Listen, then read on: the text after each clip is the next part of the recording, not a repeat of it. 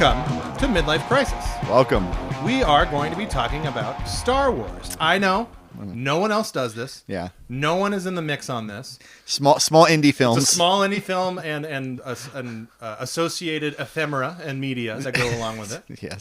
So we want to break barriers today, and that's what Midlife Crisis is all about: breaking down barriers, right? And talking about that hot stuff. So before we get all the way into the weeds, what I wanted to do is go ahead and throw this guy up. There you go. It's Jar Jar. Misa hates self. Jar Jar fits right in with the Midlife Crisis show. Jar Jar is an embodiment of a midlife crisis. Okay, so Star Wars. Okay. This is going to be a two-parter. Yeah. The first part, we're just going to talk about our favorite Star Wars games, any sort of musings, things, opinions on Star Wars, where our fandom has maybe ebbed and flowed with it. Yeah. And then on part two, we will talk about the new Star Wars game. It'll be Jedi Survivor. Jedi Survivor, which I have played zero of and have no intention of playing it anytime soon, if at all. I have about 35 hours in right now. Okay, so you'll be driving the train then when Yes. we get to part two. But for part one, we're gonna go ahead and kick it on off. Let's talk about Star Wars as the movies and the fandom and all that other stuff, and where you've ebbed and flowed. Okay, so I was born in 1980. Yep.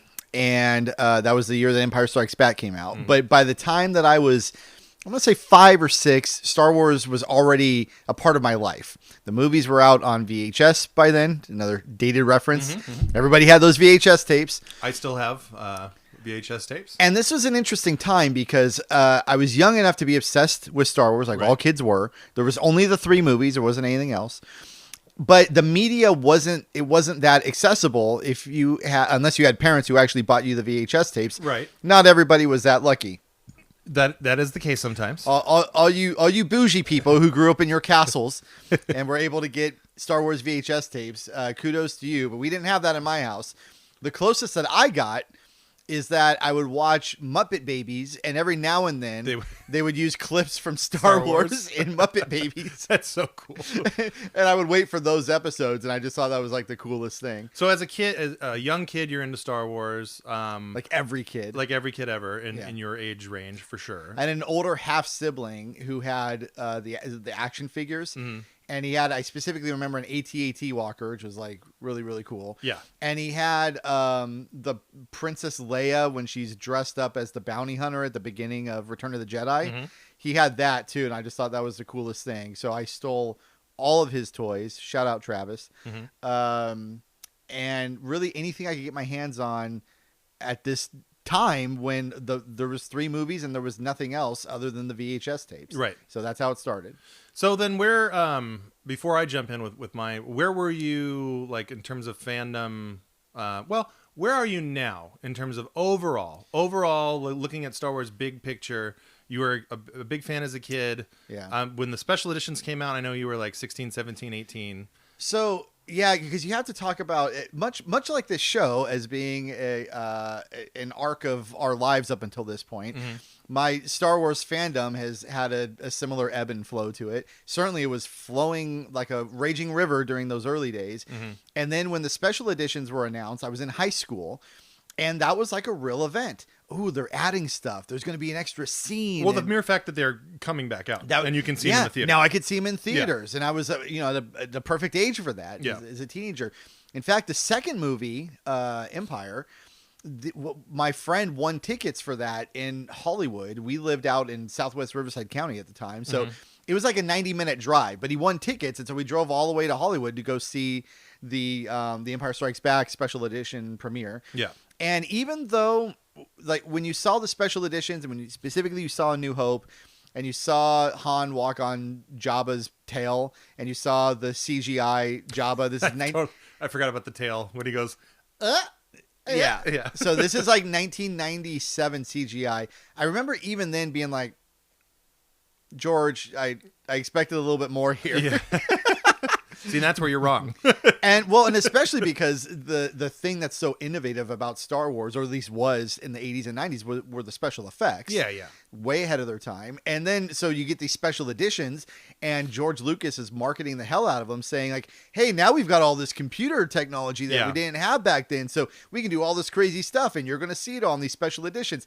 And then you see Han walk over Jabba's tail, and you're like, that's what new technology got us, because you could have just left that out. Yeah, I could have left that right out of there. That was the very first fly in the ointment for what eventually became the downfall of Star Wars. Where things would go. Yeah, yeah. So should I move on to the prequels now, or you want to chime in? Well, I'll chime in. Where are you now? At your age, all this Star Wars stuff has happened to you. Where are you now in terms of being a Star Wars fan? And then I'll jump in. Okay, it's really hard to shake the effect of the prequels and the second sequels, I guess, from my overall impression of the brand, basically. And I watched. Well, are we gonna tell prequel stories, because you and I were together for a couple of those. Yeah, well, I'll save that. I have some notes on that. Okay, so after seeing so when I saw episode 7, I'll start with that. I just thought, okay, so they did A New Hope again. I mean, it was fine, a little disappointing, whatever. I understand the pressures they were under. Then when I saw episode 8, the Last Jedi, is that okay? That was one of the worst theater experiences I'd ever had. I saw it with my sister in theaters, and I just remember walking out like viscerally angry that they had made certain creative decisions in that movie. Then when I saw episode 9, that was in some ways even worse, because episode 8, I just disagreed with the decisions. Yeah. Episode 9, it was like the whole thing, it felt like a farce. Like, it's like, are you guys even trying anymore with some of the stuff? So at that point, I was kind of out. And so now we're doing the show and we're talking about Star Wars. I have not seen a single episode of The Mandalorian, even though people say that it's really good. And I did see the Rogue One, which I did think was good, and I enjoyed that. I enjoyed the cameo by Darth Vader, and the Princess Leia CGI looked good enough, and the Grand Moff Tarkin CGI looked good enough. So that was all fine. But when you say where am I at now? I'm playing this video game, so I at least did that. Yep. There are certain things about Star Wars that still, they just feel timeless. The word Jedi is just a cool word to come up with, like some kind of ninja sorcery stuff. The powers that the Jedis use, the lightsaber thing, the sound effects that they use. It's like I've described the original Star Wars trilogy, and New Hope specifically, is sort of an accidental masterpiece by George Lucas. Yeah. Accidental given the rest of his body of work.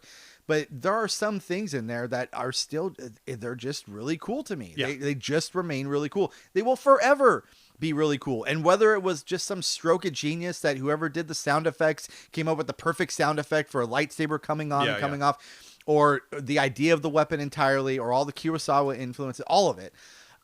It is still really, really cool. So there will probably never be a time in my entire life ever that I look at a guy wearing a robe holding a lightsaber and think like, I don't need that in my life. Like I'm here for all of it. Okay. But holy Christ, there's a lot of it been really, really disappointing. Yeah, a lot. Okay, go ahead. And I'll jump in there. So as a child, I only knew about what Star Wars was because it was like this big thing. I never watched a Star Wars movie until I was a teenager. Wow. So I didn't. What truth bomb's coming out? Well, I didn't know that. I just didn't give a shit. And there's times before. Well, okay, I tell a little bit of a lie. I think maybe around like 9, 10, 11, a few friends who loved Star Wars tried to get me to watch the movies, and I just thought they were boring. Like I didn't really give into them, so to speak, until the special editions, because like by that point, like I was into some of the video games, which we'll talk about. I was a little older, so I think like maybe some of the, and this is funny to even say this, but some of the deeper storytelling of Star Wars, I could get into it a little bit, So the peak of my fandom was those special editions. And I remember I even thought that like the opening to Jedi, the musical number, was cool. Like I remember being like, all right, what a fun time. I bought in hook, line, and sinker to all of that stuff. And, Taco Bell was releasing a lot of sweet Star Wars toys that I remember going out of my way to go collect. And I was way too old to be into collecting toys, but that's obviously never changed. Well, we all need more excuses to go to Taco Bell. That's true. That's true. Official sponsor of Midlife Krisis. So by the time the prequels come out, I'm an older teenager. I think the first one comes out in 99, so I'm 15. Yeah. I was so excited, and like this was like the first, the first Star Wars thing that I could be on the ground room floor with. All of us, friend. But at the same time, like I didn't have the same. I had the attachment to the Star Wars now by that point, but I don't have that childhood base to fall back on to really kind of light the nostalgia flame of a fire. But I loved them, and then there's this little thing called Star Wars denial, which I've coined over the years. Yes.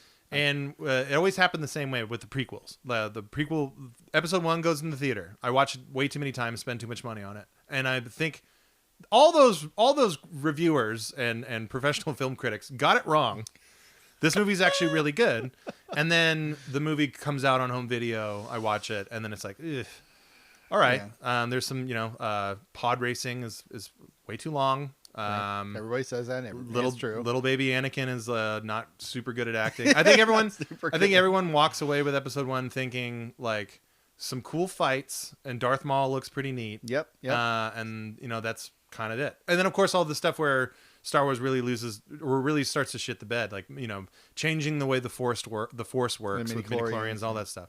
We don't need to get off on the weeds on that, but just know that for me, each time a prequel came out, the first one, it was that cycle. I watched it in the theater, thought it was great, came out on home video, was embarrassed that I liked it. Episode 2, same thing. Even worse with episode 2, because episode 2, I think, is overall just a cornier movie. Yeah. Far less redeeming things about it. Oh, you weren't into that love story between Anakin and I mean, it was really like believable and really well performed. But other than that, no. But by the time episode 3 comes out, I'm in my 20s, I think. And like I'm at that point, I'm jaded completely for 2 reasons. Number one, like I'm tired of seeing these like bad movies that I've invested a lot of time and effort. A thing I think you were gonna point. You and I slept on concrete for a couple of these things. Well, actually, so fact check on that. You and my brother slept on concrete. I was not there. I just was the benefactor of the tickets that you guys slept on concrete to get. Right. So thanks for doing that, bro. No problem. Definitely plan on doing it again. How's your back doing? Yeah, exactly. Not good. So anyway, episode 3 comes out, and I have there's no interest in it at all. I think for episode 3, you were with me. Yeah. And I was a video game designer at the time. We went to that, I can't remember the theater, but a nice theater in LA, and I refused to pay. Yeah. And I snuck I made one of you come out with a ticket stub, an extra one, so that I could go in and not pay. We snuck you into the theater. My plan was, all right, you and all the Swedish people go watch this terrible movie. I'm not going to waste my time. I would rather sit in this car for 2.5 hours than do that. And then we came up with the plan to go steal the movie. So the nice, honest Swedish people that we were with, I don't know, they were very miffed by this whole plan. Nah, they were fine with it. These people suck on tobacco. They're fine with it. We all had enough money for it, but just on principle, you would not pay to see Star Wars. Well, I'd been cheated. And here's the other factor for me that really. So two more things I want to say. Well, maybe 3. But I'll try to go through this briskly. Number one, I went to my degree is in film, so I studied movie making and stuff, and I particularly gravitated towards Japanese movies. This tattoo, this big sleeve tattoo, is actually a Akira Kurosawa tattoo. It's based on his movie Ron, and so when I started to learn about Akira Kurosawa, I found out about a movie called Hidden Fortress. Yeah, isn't that where he stole all George Lucas's ideas? It's everything. He literally stole the movie, and steal is like. He did. Okay. Yes. He totally lifted every concept about the original Star Wars from that movie and just put a coat of Star Wars paint on it, basically. But everything is there. All of your main characters are there. Like there's a Han Solo, there's a Luke, there's a Leia, there's even the droids, but they're not obviously, in ancient Japan, they're not robots. They're like these like bumbling, like slaves or something. Anyway, when I found that out, like I really felt lied to. Like I felt cheated, and I like all this time. And again, I didn't spend near the time or the money that other people did on Star Wars. I was what they would call a wayfarer. Is that fair weather fan? Is that the one I'm looking for? So but I just felt like the whole thing was a sham. Like everything about Star Wars was a sham and a lie. And I'll still say of the original trilogy. So I can't even enjoy the original trilogy really. Like I think A New Hope is an okay movie. It's a little slow in parts. It's not as good as Hidden Fortress, which is a better movie all the way around. Yeah. Empire, which George Lucas had the least to do with. Right. And this is a big Star Wars cliche to say this, but it's the truth. Like that's the best Star Wars movie by a factor of like 200. It's so much better than any other Star Wars movie. And the fact that George Lucas had the least to do with it is very telling.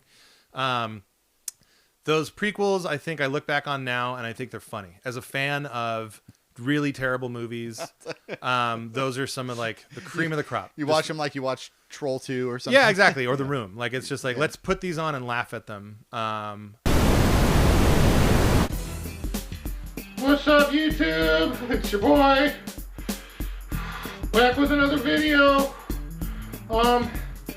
So the doctor said first and foremost, the doctor says that if nothing's broken, I had what's called a cervical spinal contusion, and I had just a tiny rupture in one of the discs, and they said that it would cost close to $320,000 to repair the damage. And I said, no worries, bro. If I get like a second job, well, right now, like I'm a collector. That's my main job, Frank. In addition to obviously reviewing laser discs for the Laserdisc fam, whoop. Also, I want to apologize. My camera work isn't going to be as good because like it's hard for me to reach the other buttons, the effects ones. Here, I'll try it.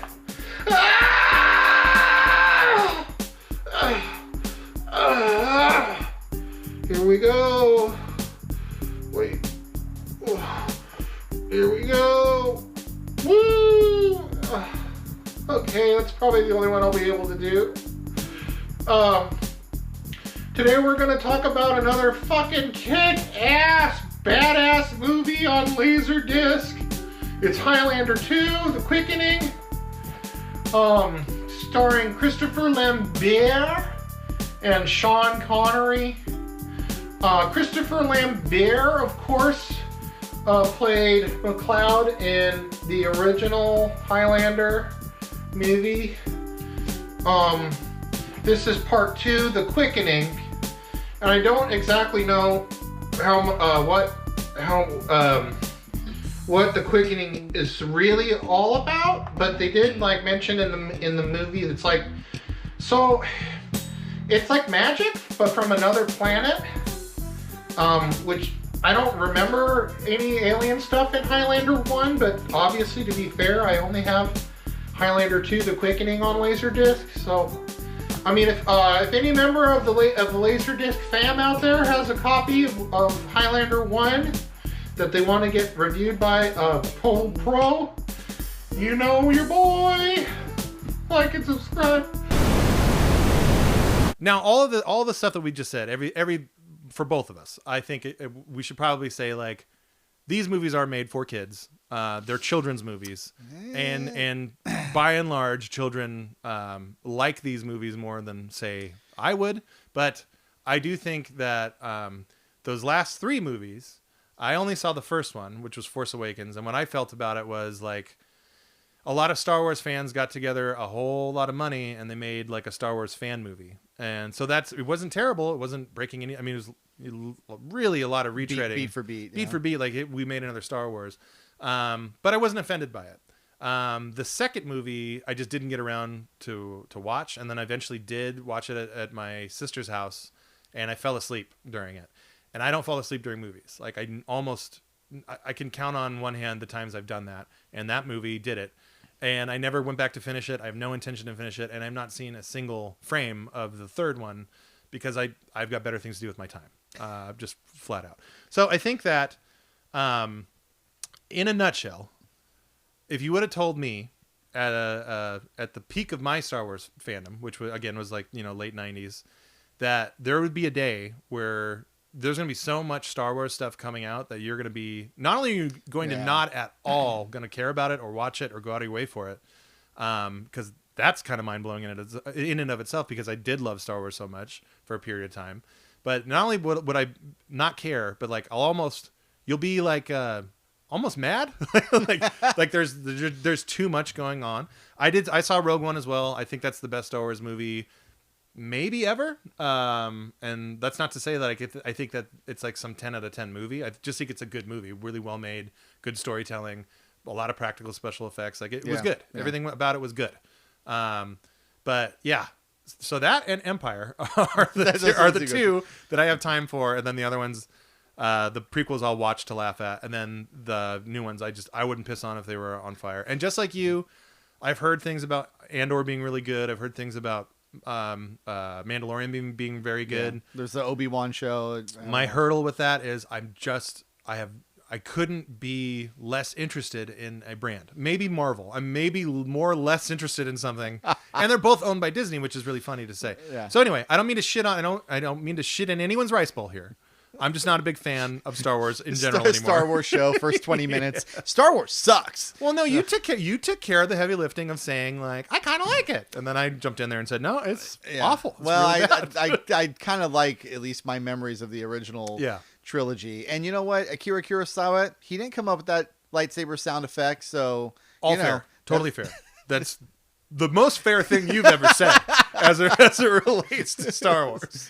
Have you tried at all to watch or have your son watch any of the movies? Any of the movies? Yes. So we watched together A New Hope, and he couldn't make it all the way through, but I had it on. Like he just stopped paying attention. Did he get through the desert scenes? Because I couldn't get my kid through the desert scenes. So when they're you're talking about like after he meets Obi-Wan takes him away and all that stuff. No, so the opening scene is Princess Leia's ship being captured, right? And then there's the escape pod with the droids, and then the next scene is R2-D2 and C-3PO wandering through the desert and then get captured by Jawas. Okay. Yeah. My son could not get to the point where Luke is even buying the droids. He was just bored by that. Okay. And then I was like, you know what? Maybe I'm going the wrong direction here. Maybe I should show him episode 1 first, because that, it came out 20 years later. And so maybe it'll just be better in terms of the pacing. And then the very first thing you see in episode 1 is some reference to a political battle about a trade blockade. Yeah. And he's literally asking me, like, what does embargo mean? What is trade blockade? Well, Who are these guys? Those characters, too, have like this really bad and dated ethnocentric accent. Oh, yeah, a little bit. A little bit. So my son, I got to the point where they're like in the Death Star. So like, Luke is wearing like they stole like the stormtrooper costume. More than halfway, maybe. Yeah, I think so. Yeah. And then after that, lost his attention span. He preferred episode 1 to A New Hope, and I think that's a thing that's going to happen, and I think that calls for that. I think I think more kids today like episode 1 than A New Hope. Which kind of like reinforces my point that Star Wars, we shouldn't even be bitching about Star Wars movies because they're not for us, they're for children, is my main point with that. Well, see, I want to agree with that, but it's like, if the movies are for kids, don't have a plot centered around a political dispute and a trade embargo involving Senate liaisons from a trade federation who impose a blockade on local commerce. Just have some kind of like binary good versus evil. You don't even need any of that. Just have episode 1 be Darth Maul is there and we got to kill him. Just do that. Yeah.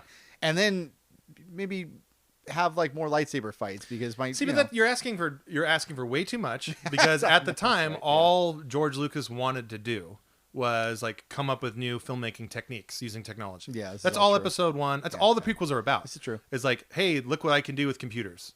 And like, here are the results. And in 1999, some of those results were impressive and others weren't. But when it comes to overall filmmaking and like making something that is like lasting for the right reasons and not the wrong ones, all 3 of those movies they're not there.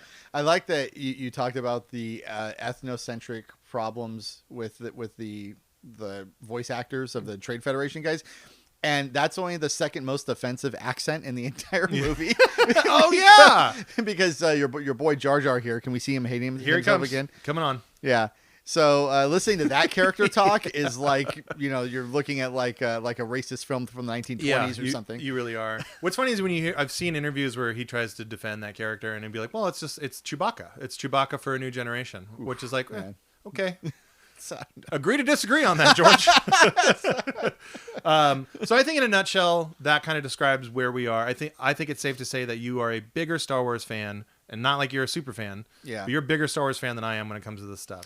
Yeah. And, well, the Star Wars, I don't want to. There is still, to me and to other people, a cool factor with certain elements of the Star Wars universe, mostly surrounding the Jedi stuff. The midichlorians is stupid, or that's stupid, but the sort of stoic nature of the way that the Jedis are, the how good the combat and the choreography are, the weapons that they use, and the telekinetic abilities that they have, all of that. It was cool then. It's cool now. It still resonates. It's cool when I played in video games that we're about to talk about. All of that is good. It's just literally everything else and every other decision that has been made with the branding, the universe, all of it. And I'll say this too, like, as much as the Marvel movies and the Marvel universe is just it's sort of mass consumption schlock, those movies, at least if you're a Marvel comic fan, the comic fans are largely supportive of the movies. Yeah, that's true. They find a lot in the movies that's like, oh, this is a reference to this, or this is an Easter egg. But the Star Wars fans largely hate the Star Wars movies as much as I hate these new Star Wars movies. So they've taken one of the most prestigious brands in all of media and just watered it down into nearly oblivion.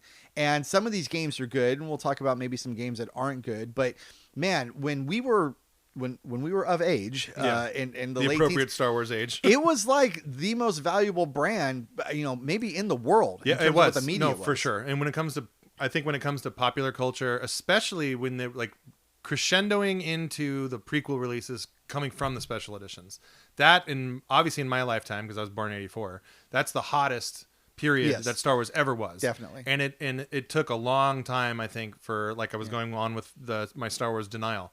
Like it was so strong that it took a long time to kind of see through that and see the bullshit.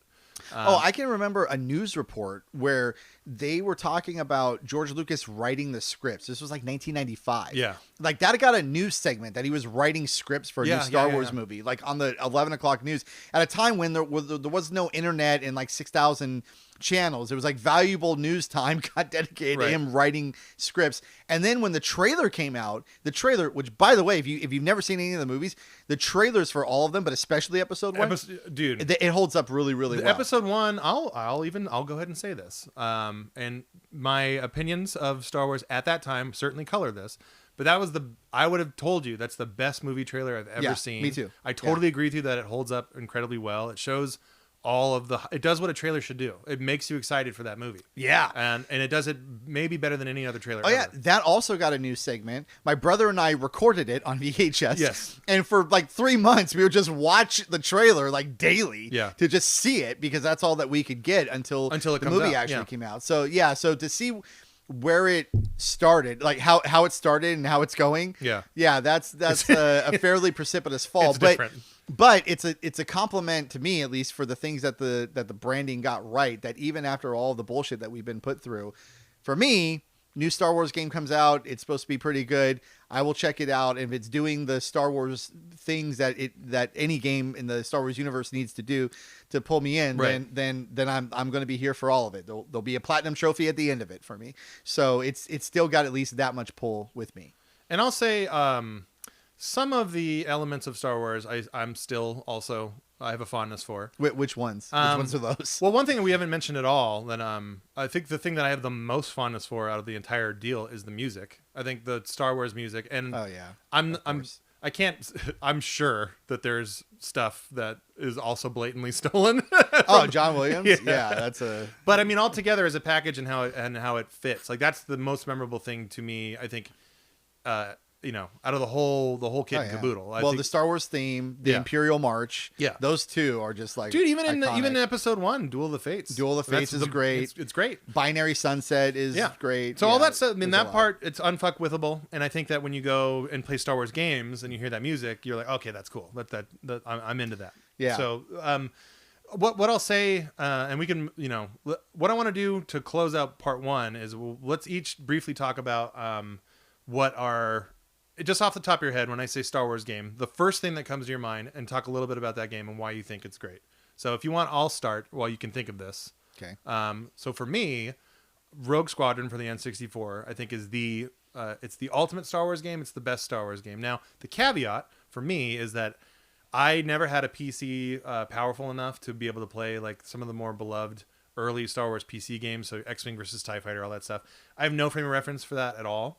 But Rogue Squadron came out on the 64. And I'll say this too about it. It's one of the few N64 games that holds up really well today. Like everything about it, like the ship designs are angular, so being low poly doesn't matter. Like that all fits. Like it's an N64 game, so there's a ton of fog, but whatever. I mean, it is what it is. I'm not going to sit here and tell you that it looks like the new Star Wars game running on a PS5. That's not what I'm saying, but I think graphically it holds up really well. The music that we just talked about is there. The gameplay from it, like having all the different ships from the Star Wars universe that you control at one point. Obviously you're in the X-Wing.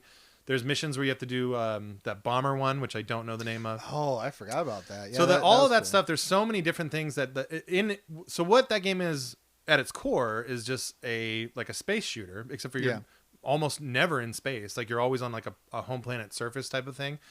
But the missions are, go here, blow up that thing, go there, rescue this thing. And everything flows really well. It's made by Factor 5, which they don't make games anymore. But at their time, the two things that Factor 5 was by far the best at. Number one was sound and programming on the N64. Like they actually figured out how to program the microcode into the processor. The N64 is notoriously hard to develop for. And Factor 5, like some of their stuff, like Nintendo just used. Like they paid for it, but they would be like, hey, you're really good at some of this stuff. Can we use this? Good idea, guys. Can we use it? So then they were really good at making that type of a game, which the Rogue Squadron, I know Rogue Squadrons came out, and I played a little bit of it. That's the modern take on this game. Was that the one? There was one that was almost a launch title for the GameCube, or came out. So that's the sequel to Rogue Squadron. Okay, and that's a great game too, and it's a technical showpiece for what the game. That game still looks really good. At the E3 we did our E3 episode. Yeah. I played Luigi's Mansion. I played Rogue Squadron, or whatever the game you're talking about is. And I thought, I'm definitely buying a GameCube because these two games are awesome. Yeah. Well, that one in particular, it's another one, holds up incredibly well. Like if you put that game on, let's say on Dolphin at 1080p or more resolution, like it looks like a modern video game. Like you couldn't really tell. And again, like the designs of these ships help. Like they're not these like crazy, like they don't need a ton of polygons to look good, and that's kind of by design, I guess. But so for me, Rogue Squadron is it. I think it's the best Star Wars game ever made.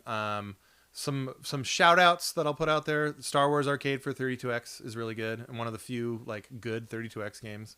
The trilogy on Super Nintendo, I think, for what they are pretty good. They do a good job of telling the Star Wars tale in a 16-bit platformer, and the gameplay variety in there is really good too. But for me, the original Rogue Squadron is it. If I ever feel like playing a Star Wars game, that's the one that I do play. And so what about you? When I say Star Wars game, and I'm gonna set it up like this. The first thing that comes to your head. Here we go. Are you ready? Star Wars game. Shoot. Knights of the Old Republic. There we go. God, that's such an easy answer. I'll say that the Star Wars branding is such that I think at this point on average the quality of the video games has surpassed the quality of the movies, because those 16-bit platformers that you're talking about, Super Star Wars, Super Empire Strikes Back, Super Return of the Jedi, those are all like well above average platformers. Oh, for sure. 16-bit, like they're really fun to play. Yeah. So good job there. The space shooters that you're talking about, and then you didn't mention X-Wing versus TIE Fighter, but all those PC ones as well. Mm-hmm. Those are also really good. Yeah, those are the ones that I never got to play because I had a 386. Okay. So yeah. Fair enough.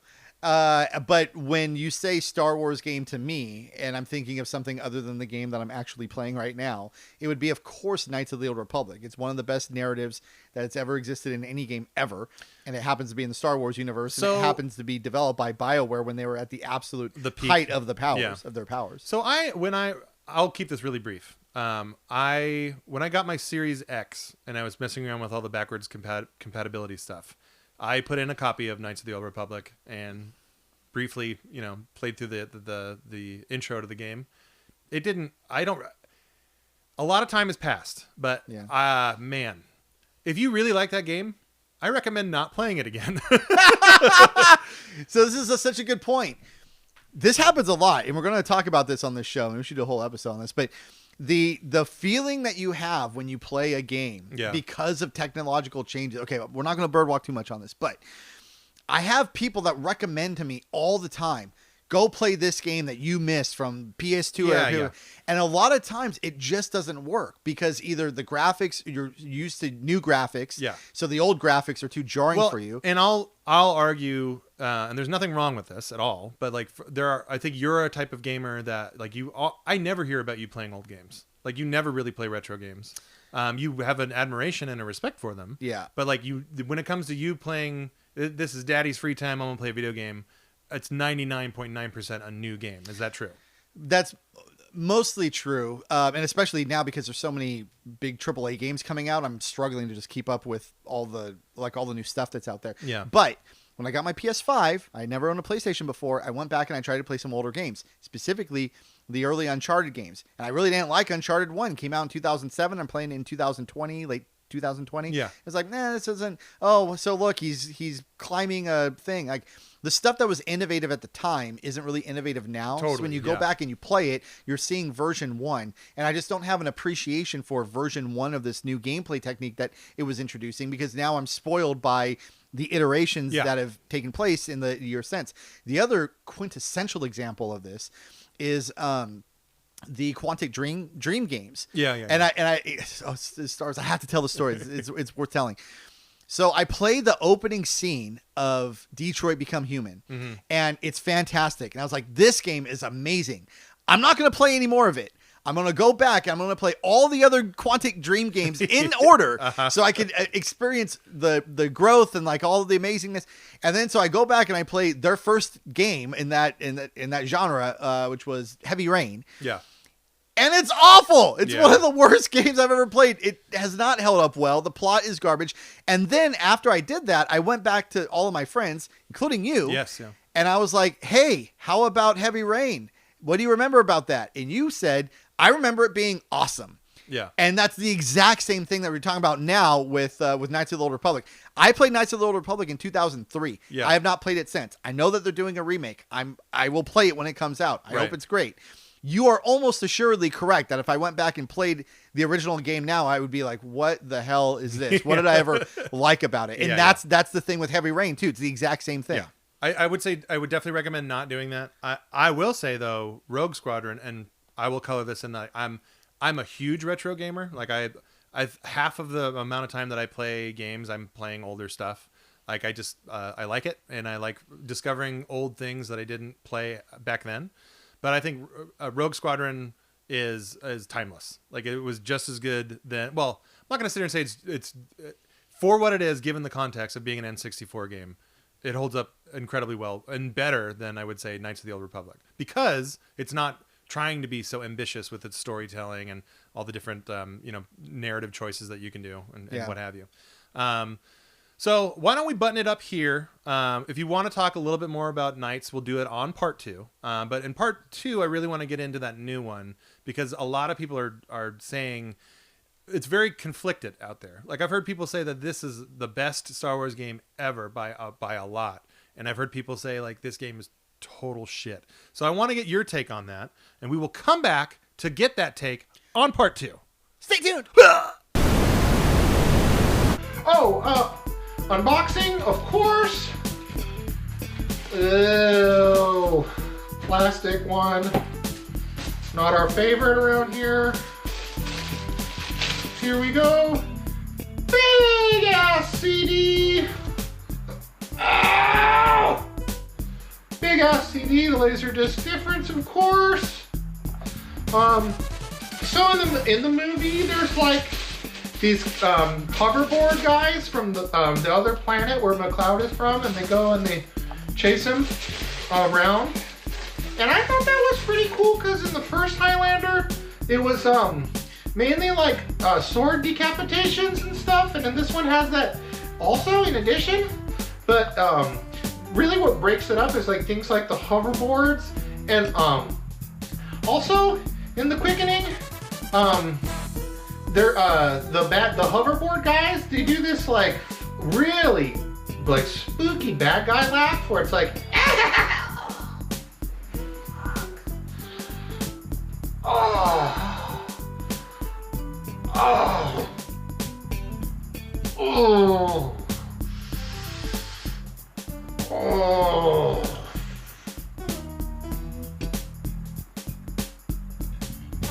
I gotta take it easy. So, you know, like it's good. Probably like I don't know, like 200 out of 10, I think. Would probably be my review fairly.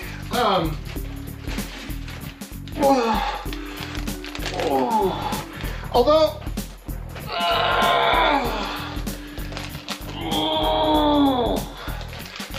it's not as good as Highlander 1, of course, but I mean that's almost like should be expected.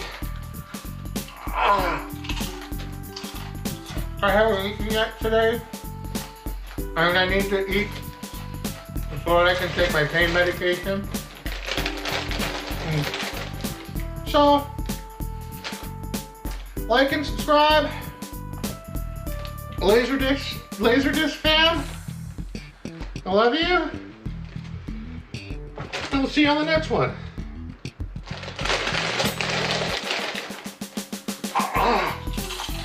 Oh.